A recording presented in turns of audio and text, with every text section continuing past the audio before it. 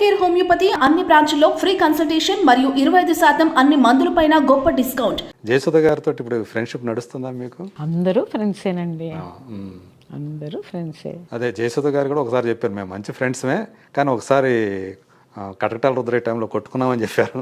మీరే ఇంటర్వ్యూ తీశారు, అవన్నీ వేశారు కదా.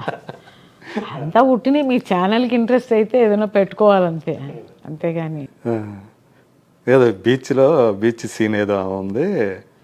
నిజమేనా అంటే ఆమె చెప్పడం ఏంటంటే హైట్ వల్ల ఏదో చెప్పులు తీసేయమన్నారు. అవన్నీ మర్చిపోయానండి బాబు. దాని తర్వాత ఎంత జీవితం అయింది అది చెప్పింది. నాకు ఫ్రెండే, నాకు జయచిత్ర మంచి ఫ్రెండే, కానీ అక్కడ కొంచెం ఇది వచ్చింది, క్లాష్ వచ్చింది మా ఇద్దరికి. దాంతో ఇప్పుడు ఎప్పుడన్నా మాట్లాడుకుంటారు మీ సమకాలీన? కలిస్తే మాట్లాడతాం కదా, అంతే. మామూలుగా ఫోన్లో పరామర్శలు పర్పస్ అంతేనా? అంటే స్నేహితులు అనేవాళ్ళు ఎవరు లేరమ్మా మీకు? స్నేహితులు అనేవాళ్ళు తక్కువే, బాధ్యతలు ఎక్కువ ఉన్నాయి కాబట్టి అప్పుడప్పుడు అలా కూర్చుని మాట్లాడడం, అక్కడక్కడ డిస్పోజ్ అయిపోవడం అలాగున్నారు. డాక్టర్స్ కానీ అడ్వకేట్స్ కానీ ఆల్. అంటే నేను అనేది సినిమా రంగానికి, అంటే మీ ఇంట్లో ఏమన్నా ఫంక్షన్ జరిగితే వాళ్ళని పిలవటం కానీ, వాళ్ళ ఇంట్లో ఫంక్షన్ జరిగితే మిమ్మల్ని పిలవటం, ఇలాంటి ఫ్రెండ్స్ ఉన్నారు మెడ్రాస్లో ఉన్నారే. లత కానీ వాళ్ళందరూ వస్తారు. లత గారా? ఓకే. అప్పుడప్పుడు మీట్ అవుతూ ఉంటాము. ఓకే. వాణిశ్రీ గారు కలుస్తుంటారమ్మా? వాణిశ్రీ గారిని కలిసి చాలా రోజులైంది.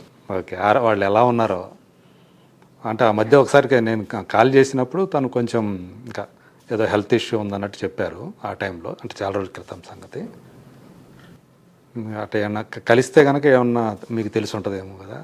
నేను కలవలేదు, ఇప్పట్లో కలవాలి. సో ఇప్పుడు మరి జయచిత్ర గారు ఈ సినిమాతోటి మా కళ్ళ ముందుకు వచ్చారు, మళ్ళీ మా జయచిత్ర గారు వచ్చారనే సంతోషాన్ని కలిగించారు. సో ఇప్పుడు నెక్స్ట్ ఏంటి మీరు? అంటే తమిళ సినిమాలో ఆఫర్లు ఉండే చేస్తున్నారా? ఏమైనా కొత్త సినిమాలు ఏమైనా ఒప్పుకున్నారు? Let's wait and see. Next భగవంతుడు ఏం స్టెప్ ఇస్తారో చూడాలా. Let's wait and see. Okay. ఈ విషయంలో అంటే ఈయన ప్రవర్తన, రామారావు గారి ప్రవర్తన చూసుకుంటే ఆయన చాలా గంభీరంగా ఉంటుంది కదా. ఆయన ఉంటే ఎవరు పిన్ డ్రాప్ సైలెన్స్ అంటారు కదా. సో ఈ విషయంలో మాత్రం తండ్రి కొడుకులకు తేడా కనిపించిందా? నేను చిన్నదాన్ని, ఆయన సినిమాలన్నీ ఇలా కూర్చొని చూసేదాన్ని. నేను అనుకోని కూడా లేదు రామారావు గారితో యాక్ట్ చేస్తాను అని. నేను ఆ కళ్ళ కూడా అనుకోలేదు. అలాంటిది భగవంతుడు నాకు ఒక ఛాన్స్ ఇచ్చి, కానీ ఆయన నాతోటి ఇలాగ బీసుకుపోయి ఏమీ లేదు. జయచిత్ర గారు రండి అని చెప్పి నన్ను కలివిడిగా, ఎందుకంటే హీరోయిన్గా నేను ఆయన పక్కన యాక్ట్ చేయాలా, భయపడకూడదు బిడ్డ మహాదేవంకి అని చెప్పి మా అమ్మగారితో యాక్ట్ చేశారు దైవబలంలో. సో అంత చక్కగా ఆయనతో యాక్ట్ చేసినప్పుడు కూడా నాకేం భయం లేదు. భయం లేకుండా ఆయన అలా మూవ్ చేసేవారు. అందరినీ గౌరవం, జయచిత్ర గారు రండి కూర్చోండి, మీరు డ్యాన్స్ బాగా చేస్తారు, నేను కూడా అలాగ చెయ్యాలా అంటే ఆ ఏజ్లో ఆయనకి ఆ ఇంట్రెస్ట్. యాక్చువల్గా ఆయన చేసింది నేను ఇలా చూస్తూ ఉన్నాను, నేను చేయలేకపోయాను. ఆశ్చర్యం వేసింది. అలాగా ఆయన వచ్చి బిగుసుకుంటారు అనేది అంతా ఏమీ లేదండి. వెంకటేశ్వర మహాత్యంలో ఎరుకసాని నన్ను ఫోన్లో ఫోన్ మాట్లాడారు, అమ్మ మీరు చేయాలి ఆ డైలాగ్స్, ఆయనే డైరెక్షన్, ప్రొడక్షన్ ఆయనే, ప్రొడ్యూసరు, మీరు చేయాలి అని అన్నారు. అనేటప్పటికీ తప్పకుండానండి, ఎక్కడి నుంచి ఫోన్ వస్తుంది నాకు, మాలయ్య గారు నాన్నగారి దగ్గర నుంచి వస్తుంది, తప్పకుండా చేస్తానండి అని చెప్తే, ఇప్పటికీ అందరూ టర్బన్లన్నీ షార్ట్ అయిపోతే తీసేస్తూ ఉంటారు. కానీ ఆయన 10 కిలోల కిరీటం పెట్టుకొని ఎరుకసానిగా భగవంతుడే వస్తాడు ఈ అవతారం. శ్రీనివాసుడే ఎరుకసానిగా వచ్చి నా ఫేస్ ఆయన ఫేస్ లాగా మారిపోద్ది. అప్పుడు ఆ కిరీటం ఉండాలి కదా. సో పొద్దు నుంచి సాయంత్రం వరకు ఆ కిరీటంతో ఆయన యాక్ట్ చేశారండి. స్టార్ట్ కట్ చెప్పడం నేను ఆశ్చర్యంగా చూసేదాన్ని. నా చెయ్యి ఆయన చెయ్యిగా మారిపోసేపు తీయకుండా మామూలుగా అయితే కొంచెంసేపు పెట్టుకుంటే లోపల చెమటలు పట్టేసేసి కొంచెం మీద అనిపిస్తుంది, అనీజీగా. అప్పుడు ఏమి డెడికేషన్, ఏమి ఇన్వాల్వ్మెంట్. ఈ ఆర్ట్ అంటే అనేది అందరూ నేర్చుకోవాల్సింది ఒకటి. నేను అబ్జర్వేషన్ ఎక్కువ, నాకు ఇవన్నీ నేర్చుకుని అదే ఎనర్జీ బాలయ్య గారికి, అదే ట్రాన్స్ఫర్మేషన్ ఇంత కూడా తక్కువ లేదు. ఆ వంశం, ఆ గోత్రం, యూ కెనాట్.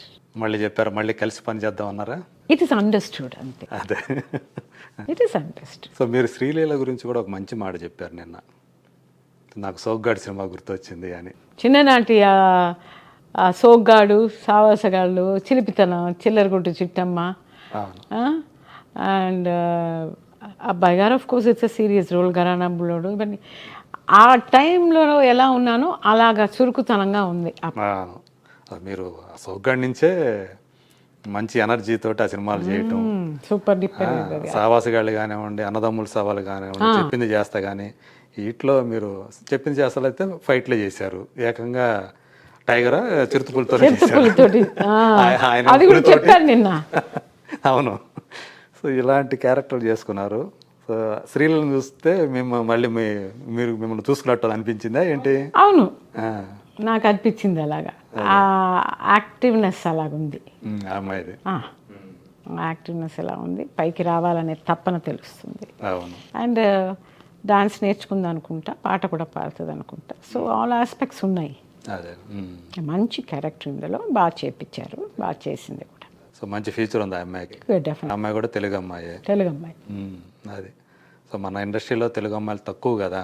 అవును, తెలుగు అమ్మాయిలు చాలా తక్కువ. అదే ఎవరో అన్నారు ఇంపోర్ట్ చేస్తూ ఉన్నాం, ఐ థింక్ దిల్ రాజు గారా, అవును, ఇంపోర్ట్ చేస్తూ ఉన్నాం మేము హీరోయిన్స్ని, అలాంటి తెలుగు హీరోయిన్ దొరికింది అని. తెలుగు హీరోయిన్సే చేయాలి, ఎందుకు ఇంపోర్ట్ చేయాలి? మన తెలుగు వాళ్ళకి ఏం తక్కువ. ఇప్పటిదాకైతే మీరు తమిళ్లో కానీ తెలుగులో కానీ ఇంకా ఏమి యాక్సెప్ట్ చేయలేదు కదా? మాట్లాడుతున్నారు. అసలు నా కోసమని ఒక స్క్రిప్ట్ ఒకరు చేస్తూ ఉన్నారు. మీకోసమే? ఎక్కడ, తమిళ్లోనా?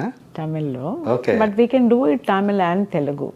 మంచి మారల్ ఉన్న సబ్జెక్ట్ అది, అవార్డు వచ్చేలాగా వచ్చే ఒక మంచి సబ్జెక్ట్ అది. ఓకే. అంటే మీరేమైనా ప్రొడ్యూస్ చేయబోతున్నారు? నేను ప్రొడ్యూస్ కాదు, వేరే వేరే బయట వాళ్ళే.